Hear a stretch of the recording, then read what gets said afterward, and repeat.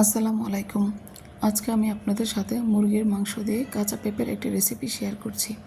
প্রথমে আমি হাঁড়ির মধ্যে পরিমাণ মতো তেল দিয়ে নিলাম। এরপর দিয়ে দিব বেশ কিছু পেঁয়াজ কুচি। পেঁয়াজগুলো যখন একটু ভাজা হয়ে যাবে তখন আমি দিয়ে দিব 2টা টমেটো কুচি। এবার আমি দিয়ে দিব পরিমাণ মতো লবণ,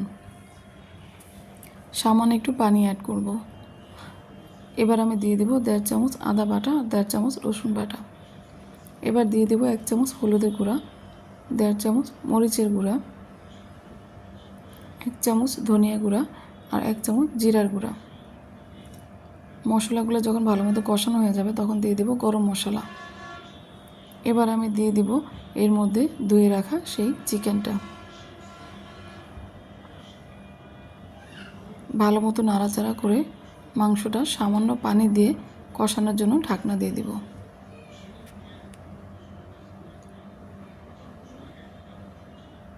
এবার আমি দিয়ে দিব এর সাথে কলিজা গিলা আর পেঁপেগুলো। ভালো মতো মিক্স করতে হবে। এই যে দেখুন আমার তরকারিটা মোটামুটি ভালোই কষানো হয়ে গেছে। এবার আমি দিয়ে দেব গরম পানি।